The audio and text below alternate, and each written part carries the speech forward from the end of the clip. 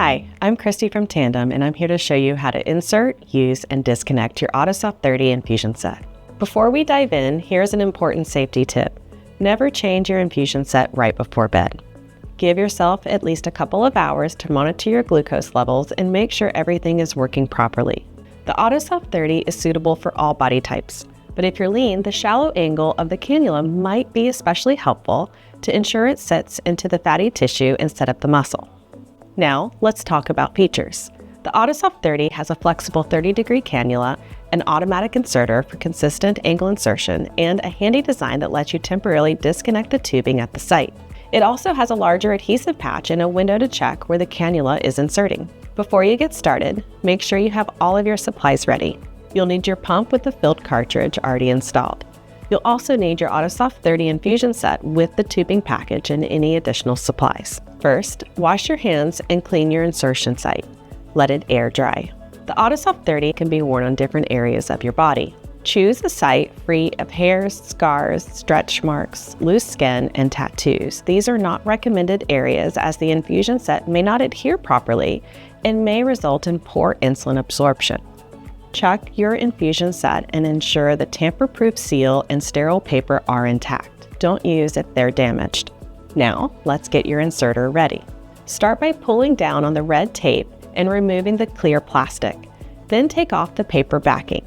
Caution, don't pull back on the spring just yet. Then, pop the top by holding both ends firmly with the seam in the middle. Take a look at the inserter.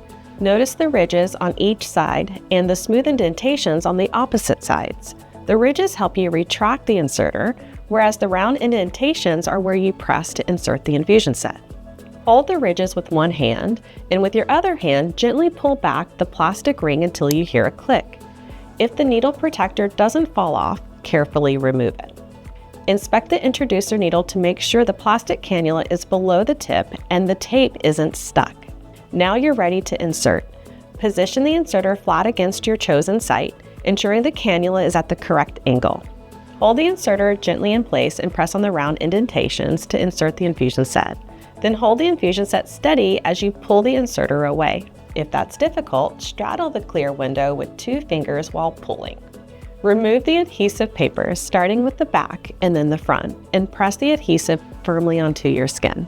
Replace the protective lid on the inserter for proper disposal. Now let's get the tubing ready. Next, take the tubing out of the packaging. Uncoil and remove the circular protective cap by squeezing the ridges and pulling.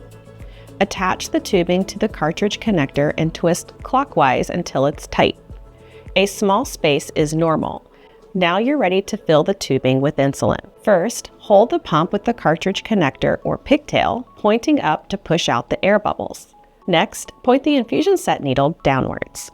Then check for air gaps in the tubing. If you see air gaps, continue filling until they are no longer visible. Finally, ensure you see drops of insulin at the end of the connector needle before proceeding. Then, connect the filled tubing to the infusion set. The soft tube that sits under your skin has air in the cannula. You'll need to fill it with insulin. Use your pump or app to fill your cannula. Consider setting a reminder to change your site every 2 to 3 days. Don't forget to resume insulin delivery to complete the process. Keep a close eye on your glucose during the 2 hours after insertion. If your glucose is unexpectedly high, your site may not be absorbing insulin properly. When in doubt, change it out. Persistently elevated glucose is a sign that you are not getting enough insulin and therefore increases your risk for diabetic ketoacidosis, or DKA. Now that you've learned how to insert your AutoSoft 30 infusion set, let's talk about how easy it is to temporarily disconnect. To disconnect, hold the infusion set steady and gently squeeze the ridges near the tubing. Then pull straight out to disconnect. Remember, never disconnect from the cartridge connector as this can introduce air into the tubing. Reconnecting is a snap. Simply insert the connector needle into the infusion set. You should hear a click. That's it! Now you're ready to use your AutoSoft 30 infusion set. For more helpful resources, visit the pump training section of our website. Thanks for watching.